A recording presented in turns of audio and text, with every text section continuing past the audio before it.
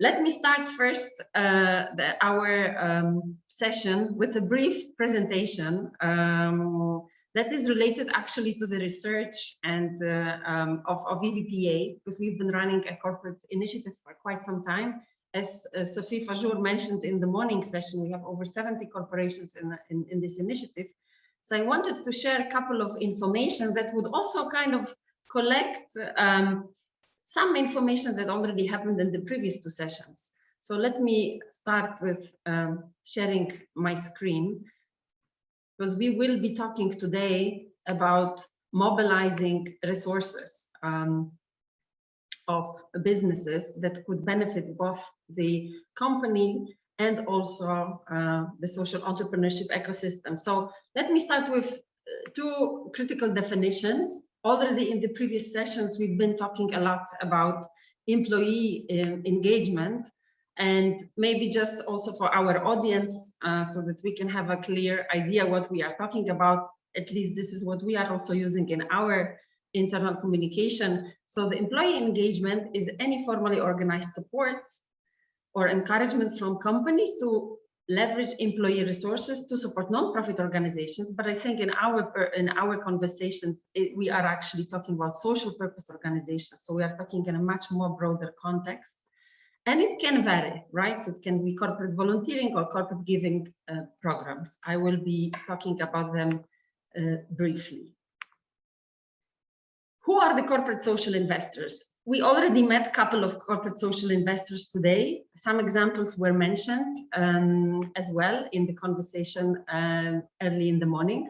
But basically, we are talking about entities that a mother company, if we can call it, is often setting up. It might be separate legal entity, but quite often those are programs, right? That companies are also running within the existing structure. So we are not necessarily talking here about legal structures, but rather type of entities. So we've been talking today about corporate foundations. We met actually Man Impact Accelerator. We heard the example in the morning. We talk about social businesses, right? Danone is an example of a company that is actually setting up also social businesses. We talk about shareholder foundations. Actually, Erste Foundation is this type of a foundation that owns a bank, and you will have a chance to meet representatives from Erste Bank later in the afternoon. And we talk about corporate impact funds.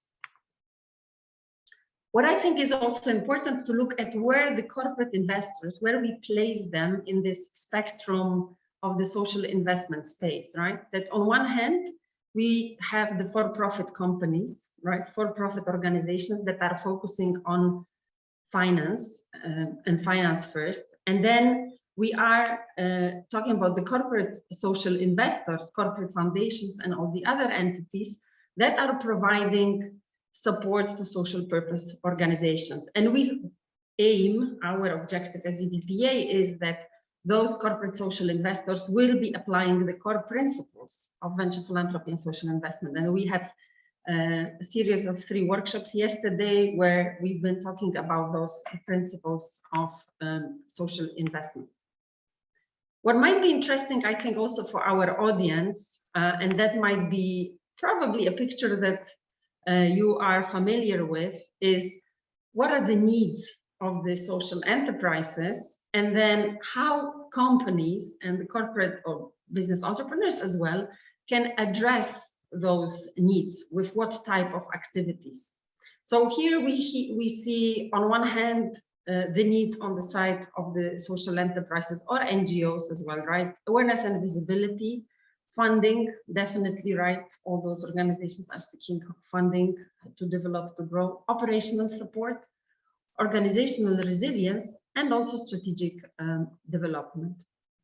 And then there are different types of activities, right? That companies using their resources, quite often it is really human resources and financial support, can develop in order to address those needs. And I think what might be interesting is to look at the research data that we have done on how actually employees are looking at different activities that they can engage with. and what is the expectation of the mother company or the management vis-a-vis those interests, right, of the employees. So what we see is what is most popular among the employees, right? Obviously, many employees, when it comes to engaging in the social activities that the companies are running in the framework of the different CSR activities or, you know, corporate social investing, activism, campaigns, blogging, helping organizations to build awareness definitely is the easiest thing to do, right?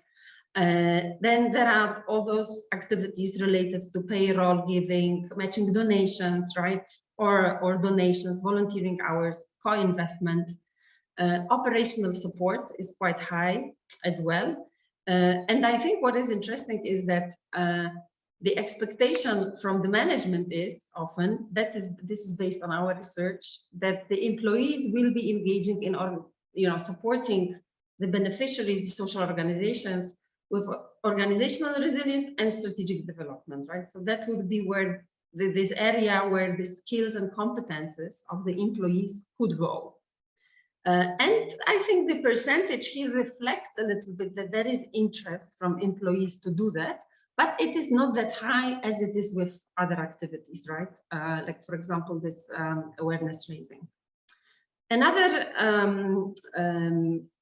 input that I would like to share, also coming from our research as BPA, we've been trying to define what are the roles that corporate and social investors can play.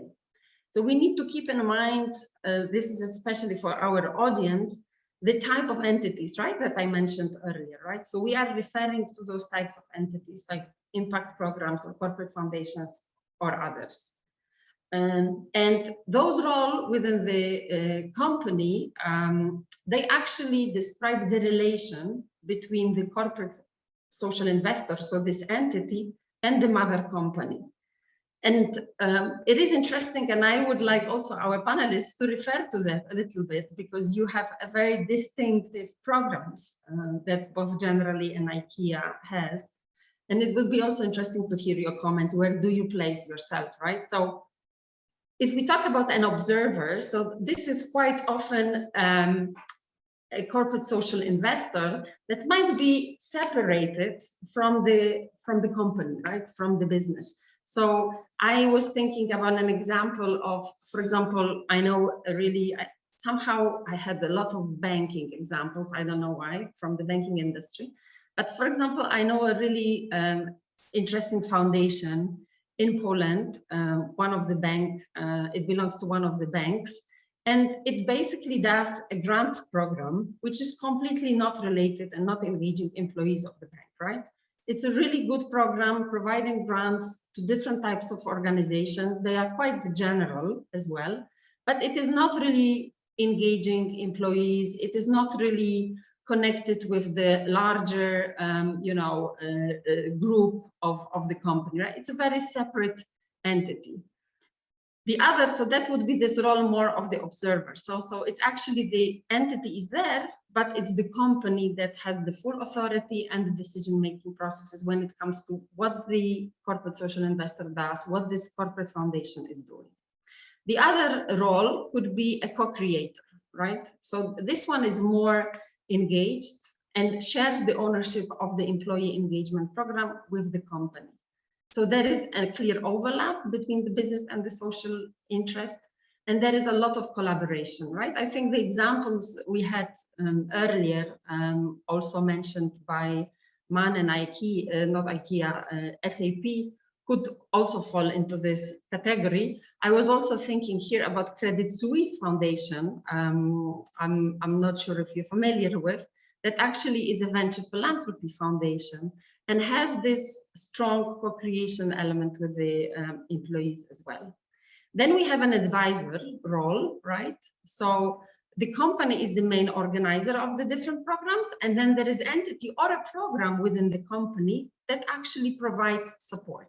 But it's the company, maybe CSR department, right? That is actually the key stakeholder in this process. And then we have the driver, which has a sole ownership of the employee engagement program, but obviously of all the social activities of the organization. and they have a full decision-making power. They are supported by the company, and this is quite often a case when there is this shareholder structure, right?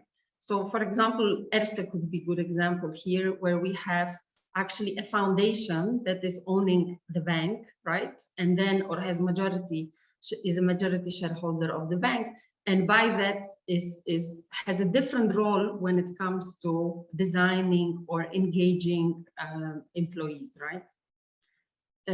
Last one, just to end with some theoretical information here. The last slide here is what is the relationship of those corporate social investors when it comes to those different roles, right? And how it can be positioned with the company.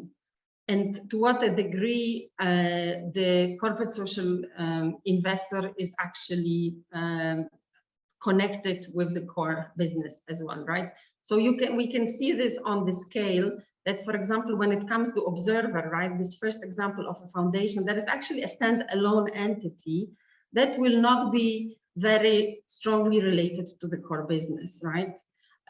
When we look at the advisor, for example, or we can see that, I mean, when we look from the perspective, sorry, of the business value, right, there will be a strong pressure, let's say, put on the social value created by the drivers, right, because they are also close to the core business. And there will be more business value when it is an observer, right, because the company is more focused actually on business and finance first and not necessarily the social activities. What I think is interesting also in our context when we are working in Eastern Partnership and emerging countries where companies have very different level of engagement in the social activities, especially in the social entrepreneurship, is legal and cultural constraints, right?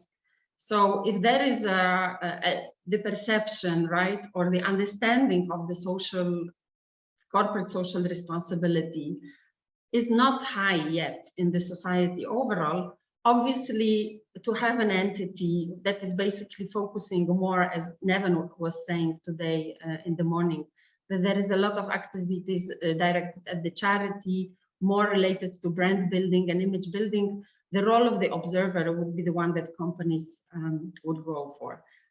What, of course, the social enterprise sector, I think the social entrepreneurship sector, we are all striving that the companies are becoming more the drivers, right? And that they are also co-creators and together with social partners are developing different initiatives that are also engaging the whole business and benefiting both the business and the social organization. So I will stop with this brief theory overview, and before we go into the presentation of Lisan and Philip, first I would like just to ask you a general question. I'm not sure how familiar you are with this EVPA research, but maybe some of your reflections on where do you see yourself and the activities that you do, where do you think it fits into this overall picture? Who wants to start? Lisan. Great. Yeah, thanks for sharing the research. I think we would place ourselves probably somewhere around co-creators. Because we are, to a large extent, IKEA Social Entrepreneurship would initiate the program and to start with the design of the program. But when it comes to the coworker engagement, we want them to be very engaged, and that part I would say is to a large extent co-created, and that's very much of a partnership. I will show you a slide that will show a little bit more the image of how we work. But my initial thinking, based on what you're saying, I would say that it's a co-creation partnership. Thank you. Alan, how do you feel? Hi, good morning, everyone. I would say pretty much the same, actually in between probably co-creation and the driver, because we do not, we're not like a banking foundation, so we do not, we're not a shareholder of Generali in any way. We're more an initiative of Generali, for the community. But we do co-create a lot with the company. So, everything we do is because we're really related to the business. And so we're trying to play that role also for the community, but also within the business. So co-creation is very important for us. So we're not as far as being a driver there because of our role as being more an initiative. And the foundation is really like the tool, to play that initiative. But definitely in between co-creation and driving, I would say, yes. And it's quite interesting actually to see all of that, because also makes you reflect on, the very different ways, organizations can really be fitting, with the role that they have. And it's interesting. I mean, once again, I have to say, interesting research from UVA. Yeah, and of course, it is always an exercise, right? That we are trying to systematize when the experiences that our members have, especially the corporate members. So thank you for those comments, because maybe it was a bit challenging at the start. Almost felt like a pool, right? Where do you place yourself on the scale? So, all right.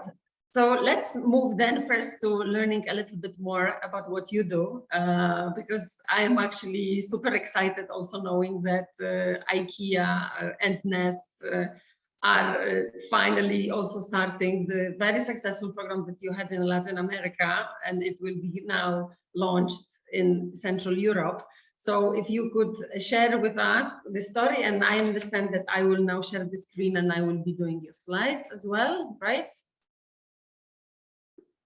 So let's find out about this program, because I think many of our audience actually know IKEA very well, because IKEA is present in this region.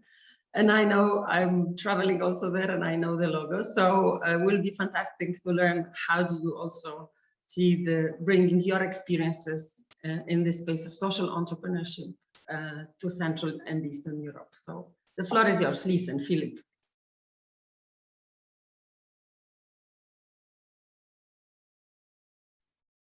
Sorry, actually, if you go to the next, would you like to start, Philip, actually, with the next slide? We take one slide and then we move over to me again. Yeah. All right. Yeah. Good morning, everyone, and thanks for having us here. And yeah, we are. I would also agree with what Listen said about the co-creation, and this. Like referring to the last question, this co-creation has different levels, as the program, accelerator program itself is co-created by Nest and IKEA social entrepreneurship. And then when moving to co-working engagement, that's where we plan and want also to see the active role of IKEA co-workers in the capacity building for social entrepreneurship. But coming back to our accelerator program, we have just finalized the open call and are in the phase of selecting the enterprises that will make it to the final and will get to the accelerator. We were after the social enterprises that can provide job opportunities to vulnerable people from the region, from Poland and Romania, and for the enterprises that can help support us in the transition to fair, inclusive, and sustainable economy. And yeah, we are there with IKEA to share expertise and best practices to help the entrepreneurs grow. And that's yeah, the quick snapshot about the program. I wanted to change the slide, but it's not mine, so I will take it. I will leave it to Listen to present IKEA SE. Great, thank you so much, Philip, and thanks for inviting us. So my name is Lisen, and I'm the program manager for IKEA Social Entrepreneurship. And I worked in the field for sustainability and social impact for the past 12 to 15 years. And I'm really excited about this program. And actually, it was during another EVP conference where Nest and IKEA Social Entrepreneurship met at the first time. So a lot of great things can happen at this type of conferences. So, but just to give you some context, because what you said, Eva, you might know IKEA best from the sofas and the bookshelves. And indeed, IKEA Social Entrepreneurship, we are an entity within IKEA, and we are very much contributing to the overall mission and vision of IKEA. But it's also important to know that we have a philanthropic mission, and we are not business driven, although we collaborate closely with the business, as I mentioned before. So to give you the full picture here, the vision of IKEA is to create a better everyday life for the many people. And that vision was actually set by the founder in very early days. And it's living through everything that IKEA is doing, from meeting the customer to the whole value chain, to suppliers and the communities around. We can take the next one. Next slide. Yeah, thank you so much. So, and the IKEA sustainability strategy, People and Planet Positive, is very much contributing to the vision. And that is about striving to have a positive impact on people and planet. So not to be less bad, but to produce more energy than we consume, to become circular, and to create more value and social impact in the areas where we operate. You can take the next one. So then IKEA Social Entrepreneurship, which I'm representing, it's all about creating opportunities for people that are vulnerable and marginalized. And it's also for IKEA to become more inclusive, sustainable, and entrepreneurial. So we see that also that we are learning a lot from supporting the social enterprises. It's definitely not a one-way street. So IKEA has worked with social enterprises for almost 10 years. But then it's mainly been to develop products and collections that have been sold in the stores. And now if you take it to the next slide, we are continue building on that work. So we are a separate entity. We are a hybrid organization that sits sort of between the IKEA business and IKEA Foundation. IKEA Foundation is working with the poorest of the poor and really focusing on philanthropy with grant making and so on. And we are a hybrid organization that is between. So all IKEA brands, or all the companies under the IKEA brand, we share the same vision to create a better everyday life for the many people. But we have different tools and ways to do that. So we support social enterprises to scale up their business and impact, and then mainly contributing to livelihoods, equality, and inclusion. And we can invest directly in social enterprises, providing grants, loans, equity. But most often we also work through partners like Nest, and we create different type of programs, accelerated programs, for instance, between 6 months and 3 years, as the case for Poland and Romania. And co-worker engagement is always a very important element of the programs. So it's not a separate volunteering initiative. It's really like an important component of the program to support the social enterprises. So if we take the next one. So the program that we are running with Nest now in Poland and Romania, that's an example of one of the accelerated programs. And the purpose, and Philip mentioned already, so it's really a combined to focus on creating and sustaining jobs in sustainable sectors, and with that also trying to support to transform the economy to a more sustainable one. So I think that's really a beautiful way of combining the livelihoods and the sustainability aspect. If you take the next one again. Thank you. So to run these type of programs, this is the slide I wanted to show you before, when to sort of illustrate how we work together. So there is, of course, a direct partnership then between IKEA Social Entrepreneurship and Nest, where we are also funding the program. And then what Philip said, we are co-creating the content and the design of the program together, right?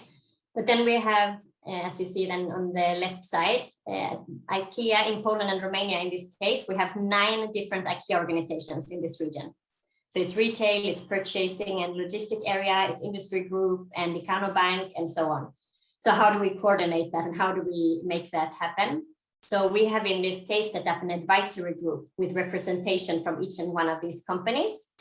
And then we are aligning the work together with this advisory group on a regular basis. So for instance, looking into the selection and the due diligence of the social enterprises, regional communications, and then eventually bringing on the coworker engagement, where they can also support as advisors, mentors, or more short-term presenting in master classes and things like that.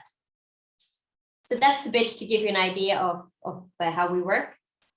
So, and just maybe a final mark sort of, why we're working so closely with the business is because, one, we believe that the business can contribute a lot to the program with the knowledge and the competence that sits within IKEA, and that we could potentially provide a marketplace for the social enterprises eventually, which could then help them to grow.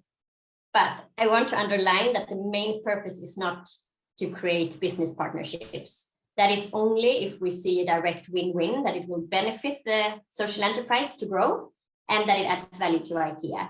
And that can happen maybe 2 or 3 social enterprises per program, maybe. The main purpose is that we want to help them to grow, and therefore we also support them to partner with other corporates beyond IKEA as well. So I think that was what I wanted to share, and then I hand over to Philip. Thank you. Thanks, Lisen. I run the NEST program in Poland, and in this partnership with IKEA Social Entrepreneurship, I also coordinate like NEST part of the work for the accelerator in Poland and Romania. And as you can see, this this program structure, the 3 years program, and as I mentioned before, we started with the open call, so we are in this first phase on the left, month 1 to 6, where we are trying to understand better social enterprises that applied and bring them through the due diligence process to our investment committee, and decide on the financial, business, and social impact goals that we want to support them to achieve. So within the program structure, there's an important part for business assistance, and here you can see examples of the areas where we think to help entrepreneurs with the expertise of NEST and IKEA, and that's also I think a really interesting model where for some of the areas we will use the existing NEST knowledge and modules, and coming back to the co-workers component of the panel, we will also leverage corporate resources, so the co-workers to contribute to the modules that will be used for workshops, master classes, and other types of formats that will be supporting entrepreneurs. So yeah, I wanted to highlight that this co-working component of the program is very much included on purpose here. And if we could move to the next one, please. We see the opportunity in supporting SMEs as they are responsible for 70% of employment in local economies, and we also believe that SMEs, and especially socially driven SMEs, can mostly benefit the local underserved communities. That is related with the investment and impact opportunity that we see in supporting these enterprises. So as you can see in the slide, here we are talking about unmet financing needs of the investment for SMEs, and financing gap, and what is the pool of funds which is targeting impact investment versus microfinance. So just to briefly present this investment opportunity, and for the impact, our goal is to help people to get something that we call dignified jobs. So getting them to the level where they get good salary and help them to sustain their jobs. Briefly also about the accelerator enterprise profile. So we were looking at enterprises that can that are not startups. They already should have annual turnover of close to 85,000 euros, and knowing the enterprises from the region, as I believe many people here, you can feel that it was itself quite of a challenge. And then our goal was to bring to the accelerator enterprises from this something that we call green sectors. They are described here. We will provide them with business assistance and funding. And next slide, please. And Marta, when contacted us, she also mentioned that it would be good to share something that our goals that we want to achieve with the program. So this table is also to give you this kind of a picture where we see ourselves in 3 years through supporting the social enterprises that got into accelerator program. It actually, sorry for interruption, it greatly refers to what we've been discussing in the previous session, right? That in this partnership relationship between the corporate social investor and the organization like yours, an intermediary, right?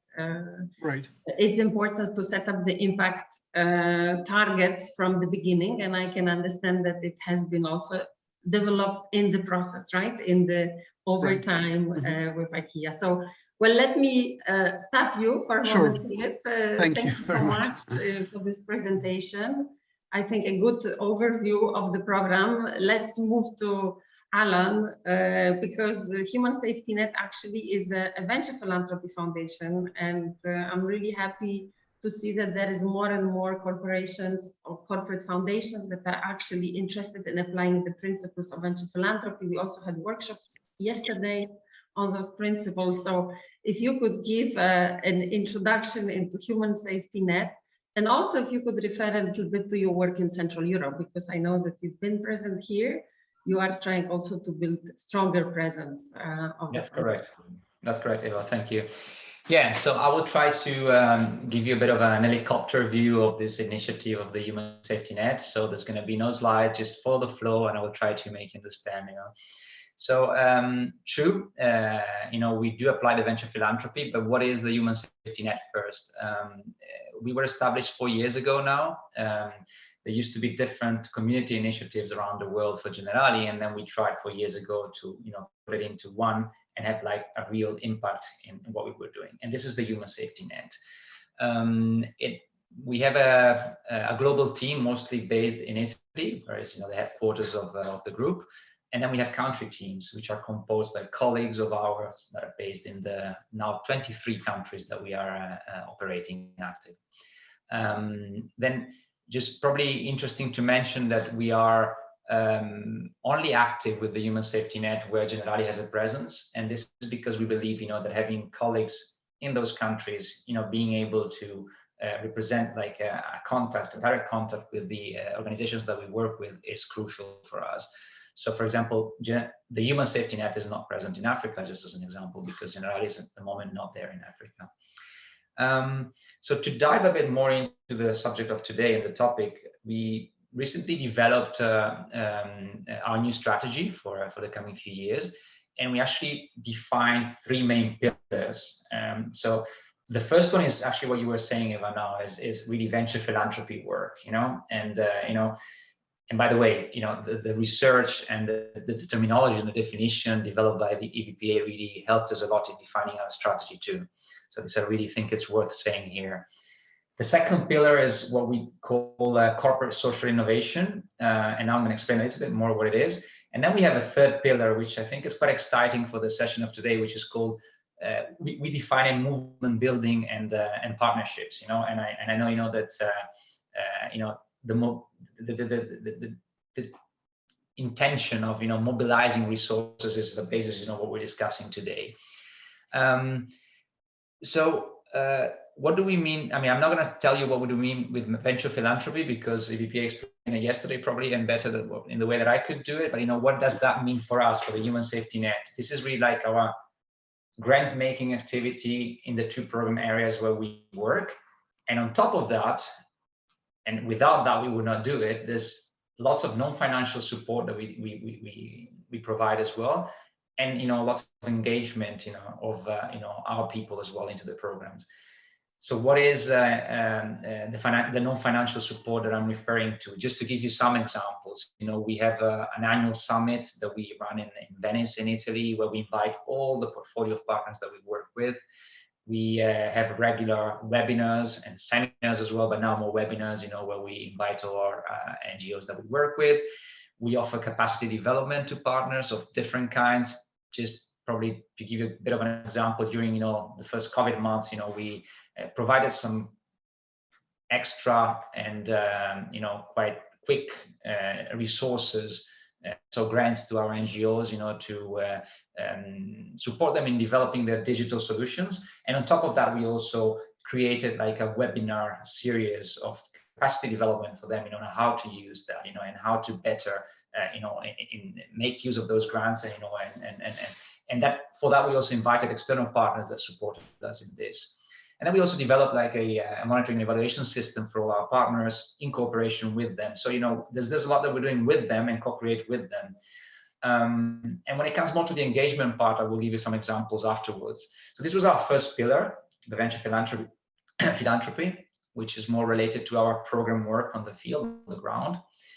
And then during the course of the years, there's been an evolution also for us. And now we're looking really into also the second pillar, which is called corporate social innovation. So we have a strong corporate behind us, of course. And what does this corporate social innovation mean for us? In a nutshell, it really means leveraging the core business of Generali for social impact in the focus areas where the human safety net is really working on. And this all to contribute to Generali's sustainability strategy as well. Generali is mainly an insurance company and asset management. So, the 2 things that we're looking at mostly are, on the asset management part, impact investing, and on the insurance part, at developing some sort of more inclusive and customer-centered products, and services. So these are things that we're working on now. And all these first 2 pillars, venture philanthropy and corporate social innovation, are somehow supported by all the work that we do on mobilizing Generali, both employees, agents, customers, as well as, external institutions, companies, foundations, towards the mission that we have with the human safety net. So this is more like a cross-cutting thing that we look at that works for both the first 2 pillars. And just to conclude here, after the first 3 years, we managed to get a really good quality of the work that we do with the organizations that we're working with. So now we're really moving in the second phase, and we're looking at scaling this, quality in this work that we did, with our NGOs and social enterprises. So we started last year a new grant mechanism, let's call it, that to support growth of, the human safety net in the countries and establish, more nationwide programs. And this is basically an annual call for proposals among, you know, our partners to grow the impact and reach more beneficiaries, you know, and it works, you know, by offering services through, you know, collaborations with public, private, and social sectors. So it's new channels. And to conclude here, which I think is really interesting for the topic of today, we found also an interesting way to connect the human safety net with Generali when you to get engagement through a very interesting program which is called Sustain and Grow. This is a talent program, you know, that Generali has, and I mean, Generali has a talent program for young talents within Generali, you know, and you know, we are working with them, and we created this initiative that we call Sustain and Grow to basically give the opportunity to a number of young talents within Generali to support the human safety net in some of their activities.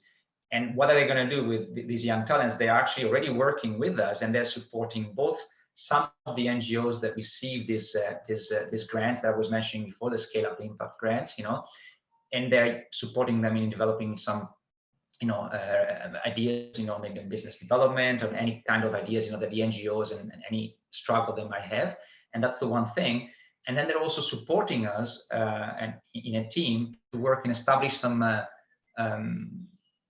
business and also some social cases, you know, for two pilots projects that now we have in development as part of this corporate social innovation that I was telling you before. So really trying to design some ideas around the creation of more inclusive social products for insurance. So this, I think, you know, gives you a bit of a summary of who we are and where we are at the moment. So there's an evolution there, you know. Venture philanthropy is really the business of what we do, but you know, we are also targeting, and that's a very crucial pillar for us, you know, the work, the intersection work that we have with the corporate, you know, that is Generali. All right, thank you so much for this introduction. I actually wanted to ask both of you, Lisa and Alan, about your presence internationally, right? Because both of you are operating for international companies. The programs that you run also engage employees that are sharing their skills and competences. And I'm really curious, from your experience working in different geographies, I think that's also a relevant question for our audience. What are the decisive factors for you as a company when you launch programs like that in different geographies? And do you see any barriers that may prevent you from launching such programs? Those might be legal barriers, those might be maybe cultural, right, related to the culture in the countries or where you operate. Do you see that it is different in different countries where you launch, for example, operate in Latin America or in Central Europe? And how do you approach this process of expanding activities? So many questions in one question, but basically I'm curious about your strategy, right? When it comes to moving from one location to another. Who wants to go? Alan. Okay, that's good. Yeah, thank you, Eva. As I mentioned before, I mean, for us, there is a starting rule that we work with, which is, you know, let's work where Generali has a presence as a business, you know, and that is gonna make things easier for us to start, you know, working with the human safety net, but it's also gonna make things easier once we launch the program, because we then have colleagues on the ground there that can really support us, you know, in overcoming barriers, you know, language and cultural barriers of any kind. So that's like kind of a starting rule on our side. It is different and difficult, you know, sometimes, you know, to start and to launch a program in different countries. But what we do is, and this goes back to the co-creation level, you know, that I was mentioning before with the business. I mean, the human safety net is present in Generali Group, and the countries and business units that are ready to start this initiative in their own country reach out to us, and then we start co-creating it together. So that also simplifies things, because it means, you know, that then they feel that they're ready to start and the foundations are there. And then we have an onboarding process, you know, that, you know, we run them through. And interesting to notice that, you know, this onboarding process, you know, besides all the legal aspects, you know, that, you know, it's kind of a homework, you know, that they do first, you know, it really links to let's find the right partner to work with in the country, NGOs or social enterprises. To me, that's the basis, you know, like, and then once you get that, then we can look at all the rest. So first, let's have a quality and become credible there, and then we can move forward. And if I think of also employee engagement that I was mentioned before, you know, I think, you know, really you need to first start with the program, you know, and show the quality, show sustainability, create a, you know, a good relationship with the organization you're working with. And only then you can think of, you know, mobilizing people from the company, because their volunteering activities or non-volunteering, you know, in each way you want to do it, have to be concrete and have, you know, and meet a clear need, you know, because otherwise, and that is driven by the NGO, the social enterprise normally, and that's crucial. You know, without that, you would risk, you know, the wall painting effect, right? You know, and you just go there and like paint the wall of the NGO, you know, every 2 days, with no added value for the NGO, nor for the final beneficiaries. And then an important lessons learned, I would say, for us, and I think might be interesting for everyone here, is engage with human resources function. You know, meaning that you know, some countries might have strict rules on how many hours, you know, employees can devote to volunteering, for example, and that's something that you need to target, you know, at the start level, because otherwise, you know, running the whole program and then trying to mobilize the employees, and then finding out at the last moment that actually they have 3 hours per year, it's very difficult, you know. So that needs to be structured somehow. But this goes with different functions. Now the HR is an example, but, you know, like, important is, you know, create links and allies, you know, within the different functions of the company that you think might gonna support you, you know, in your journey. Actually, maybe I went a bit out of the answer, but I think it's it can be helpful. No, absolutely not. Absolutely not. I think that those are really the factors, right? And I'm curious whether how is it with IKEA as well? How yeah, you decide? I think actually I can echo quite a bit of what Alan explained, and so I would say maybe 3 things from our perspective. First of all, we also follow the business to a large extent, and for the reasons that I mentioned before and what Alan as well said, it makes sense because you have the people on the ground. They can support the social enterprises, and as well, if you want to enable for those potential business partnerships, there has to be a business on the ground, right? So, and then if we look at, if I now take the 2 NEST programs as example, in Latin America, where we have the first program, there IKEA is in an expansion phase. So we have not even opened the first sales channel yet. So there, of course, we're building the organization and building the business there. And that is a different context as well for starting such a program, because the co-workers are in a totally different phase. If we take the example of Poland and Romania, in Poland, IKEA has been for 60 years working. So there's a totally different level of maturity and much more long-term competence, if you say.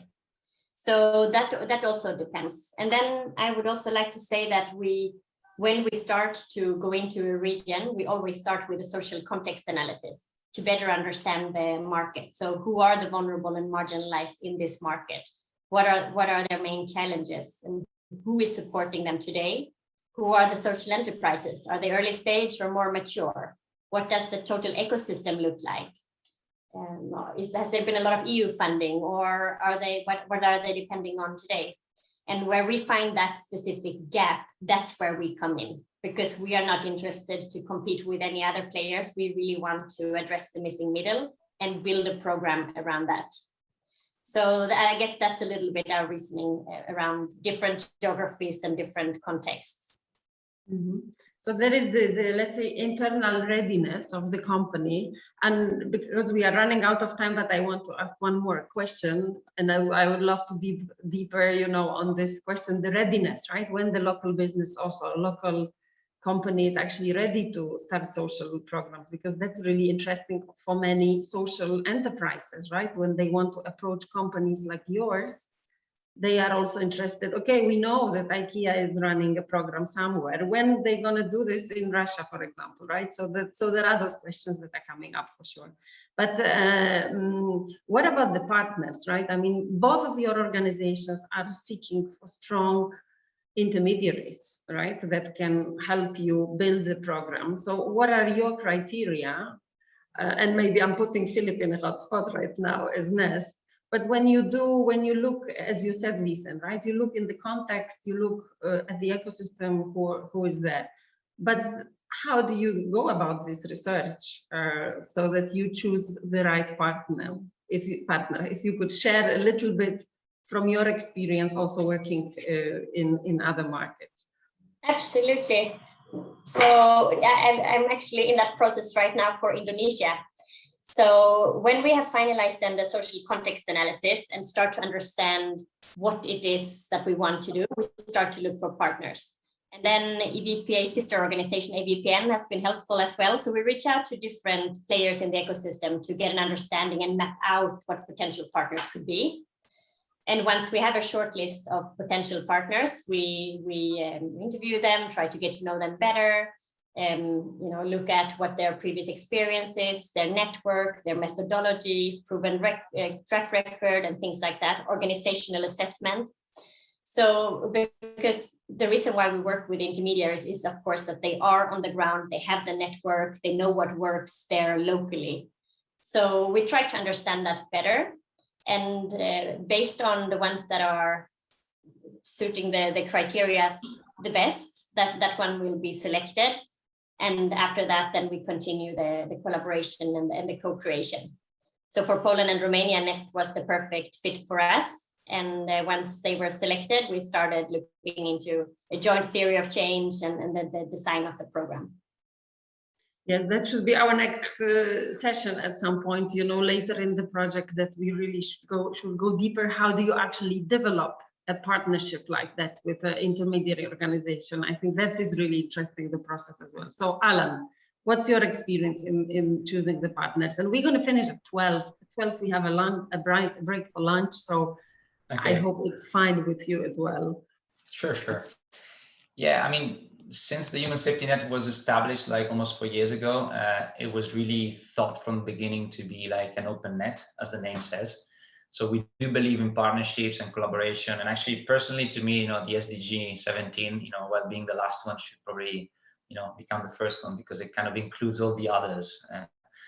And when it comes really to us, the Human Safety Net, we have a very diverse pool of partners, let's call it that way. So we have those partners that are more on the ground, and NGOs, social enterprises kind of implement the work.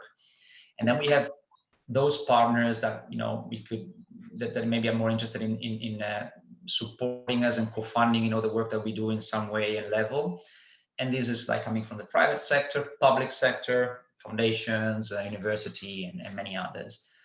But the one thing that puts them like in this equal position is the fact that they all share the vision that we share, and and they all put the social aspect first. And to us that's very important.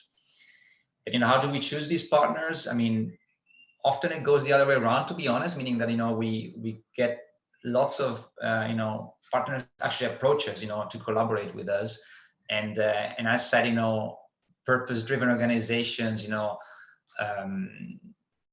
is what we're looking at, right? So really trying to, even if it's about a corporate, we really want to feel that there is this purpose-driven interest.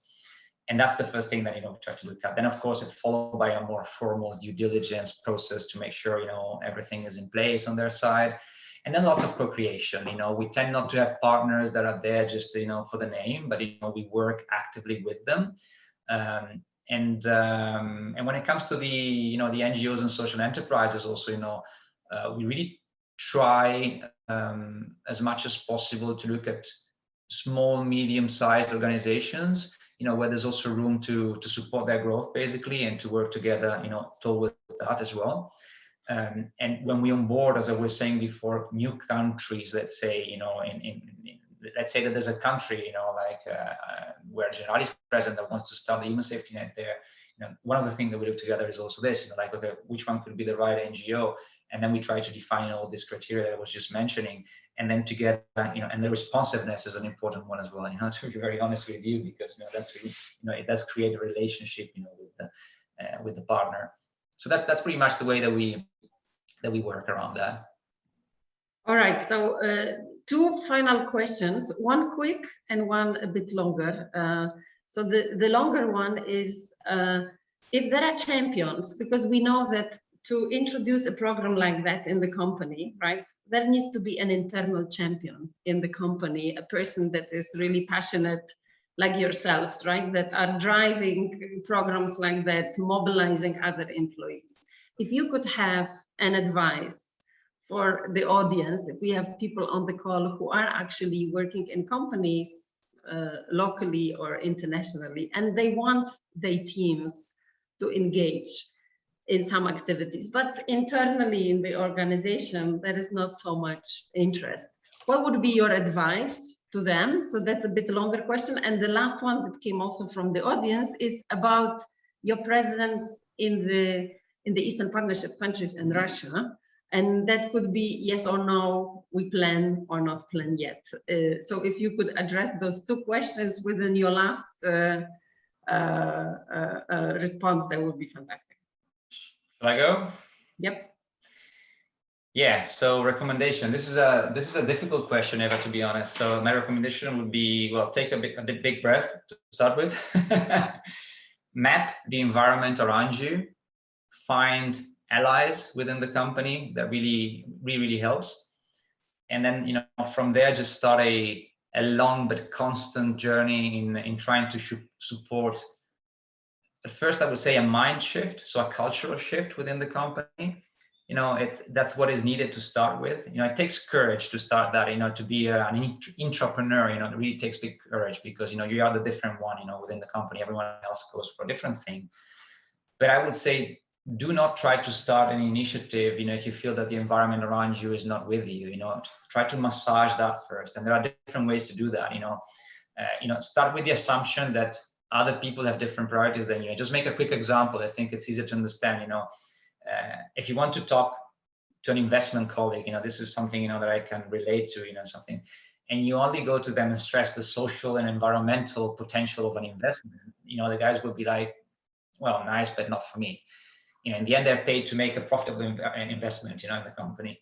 Instead, if you go there, you know, and you try to work together with this person, both on a social and business case, you know, to reach, you know, the shared value approach, you know, then you start engaging the person in a way that, you know, capture his or her interest much more.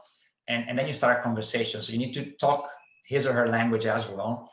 But I'm not saying it's easy at all. It's a long journey. And I think, you know, a cultural shift probably at the senior top management is often crucial before you can start, you know, all the rest. This will be my way. And human safety net in Eastern Partnership countries? Oh yeah, second part of the question. I don't know for the definition that you give. I think we're not there. I mean, we are in some Eastern, you know, in some countries, you know, we're present in Hungary, Slovakia, Slovenia, you know, Romania, Turkey. But I don't think it fits, you know, the your definition. If I looked well, we're always ready to start, you know, like in new countries. But I mean, as of now, there's no specific plan to start in one of the countries in Eastern Partnership. All right, we'll wait. Listen, last minute for you. 2 questions. Okay, great, thank you. Yeah, so not to repeat what Alan said, but of course the engagement and finding the change agents is crucial. And then I think as well to talk to the management team or to other people in your organization, I think it's important to, when we are doing this work, that it's very much aligned with the overall business objectives and the long-term sustainability of the business. And I think nowadays when we talk about, if I take it on the broader level on sustainability, that is more of a crucial survival factor than anything else. Because I don't think companies that are not showing progress towards sustainability will not survive in the long run. So I think the ones that are leading, on the other hand, they will be able to recruit the best talents. They will be able to have the loyal customer base. So if you're leading the way, you will also stay ahead of legislation and you will gain other business advantages. So I think that's what can be communicated internally as well. That's really like the only way forward, I would say. That's what we have seen as well in IKEA, that the more we are doing, the more we're showing progress, the more people wants to come and work for us. So that would be my short answer. And on the regional development, so far no plans, but there are never any closed doors to that. So we'll see where it takes us. All right, I'm now pushing further. Sorry, Eva, I just wanted to add Yes, three short items to what Listen said, and it's great to work with partners that understand that this kind of programs should be needs driven. So starting from the needs of entrepreneurs, and when mobilizing corporate employees. We need to have clear expectations. What do we need from there? We need to build awareness. Who are we working with? And that's the great job that IKEA SE is doing with their workers. And finally, we need to also excite them about the fact that by supporting social entrepreneur, you can build some sustainable solutions. So that's just few items to add in this final minute. Yes, I mean, yeah, that refers also to, we can see the external factors, right? The sustainability, the ESG, what is happening also overall with the business development and how it is also demanded from the consumers, right? In terms of how companies are changing, and that there is an expectation from the consumers themselves, right? That companies are also partners in achieving the SDGs. So, and then the things that you mentioned, Philip, right? So how do we actually build this culture, and how do we motivate resources internally in the company to engage with social enterprises? And definitely you are great examples. Thank you so much.